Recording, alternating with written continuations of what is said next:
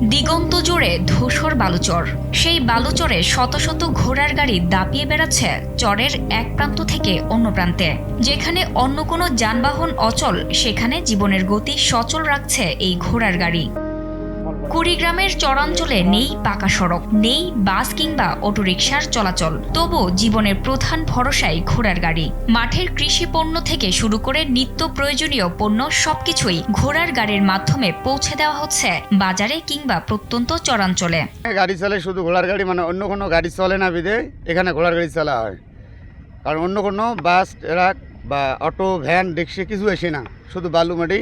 এই ঘোড়ার গাড়ি দিয়ে 20 বছর থেকে চলবে আছি। এই বালু বাড়ির মধ্যে ইয়ের উপরে দিয়ে সংসার চলাই আর কি। 500-700 টাকা যা কামাই হয় ইয়ে দিয়ে চলিয়ে টুকটাক করি। শহর এলাকা, শহর আমার যেগুলো শহর থেকে মাল নিয়ে আসি ঘোড়ার গাড়ি দিয়ে নিয়ে দিই, আবার ঘোড়ার গাড়ি দিয়ে নিয়ে যাওয়া আসা করি। একটি ঘোড়ার গাড়ি তৈরি করতে খরচ হয় প্রায় 60 থেকে 70 হাজার টাকা। জীবন অবাক না করলে কে করবে? 28% মিল্ক ফ্যাটের অবাক করার সাথে ফ্রেশ মিল্ক পাউডার। জীবন অবাক করুক প্রতিদিন। সারাদিন কঠোর পরিশ্রম করে একজন চালক আয় করেন প্রায় 800 থেকে 900 টাকা।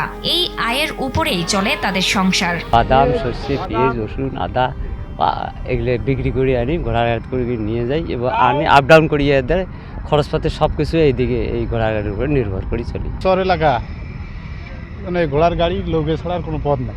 মাল যেমন নিয়ে যাই, গাড়ি ঘোড়া নিয়ে যায় 20 টাকা 30 টাকা বস্তা করতে। সব জিনিস নিয়ে আমার এটাই আমার বস্তা আনি নেই, এগুলি আমার দরকার। কুড়িগ্রামের 4 শতাধিক চরে প্রায় 5.5 লাখ মানুষের প্রধান সংকট যোগাযোগ ব্যবস্থা। ঘোড়ার গাড়িকে আধুনিকায়ন ও আরও উন্নত করতে সরকারি সহায়তার দাবি জানান জেলা উন্নয়ন ও বাস্তবায়ন পরিষদের সভাপতি। চরের মানুষের মূল সমস্যা হচ্ছে যোগাযোগ এবং শিক্ষা এবং স্বাস্থ্য। তা মূলত আমরা যোগাযোগ নিয়ে যদি চিন্তা করি, একমাত্র বাহন হচ্ছে সেখানে হলো ঘোড়ার গাড়ি। এই ঘোড়ার গাড়িতে পণ্য আনা নেয়া এবং বৃদ্ধ এবং অসুস্থ মানুষকে এই ঘোড়ার গাড়িই হচ্ছে একমাত্র ধরনের বাহন। আমরা আশা করব এই ঘোড়ার গাড়ি যারা ঘোড়ার গাড়িকে আরও আধুনিকরণ করা এবং সরকারিভাবে তাদেরকে পৃষ্ঠপোষকতা করা এবং সহযোগিতা করা। সময়ের সঙ্গে বদলেছে দেশের যোগাযোগ ব্যবস্থা, কিন্তু কুড়িগ্রামের অনেক চরাঞ্চলে এখনো পৌঁছায়নি আধুনিক সড়ক কিংবা যানবাহনের সুবিধা। যতদিন উন্নত যোগাযোগ ব্যবস্থা গড়ে না উঠবে, ততদিন চরবাসীর নিত্য সঙ্গী হয়েই থাকবে এই ঐতিহ্যবাহী বাহন। জান্নাতুল ফেরদৌস, কালবেলা।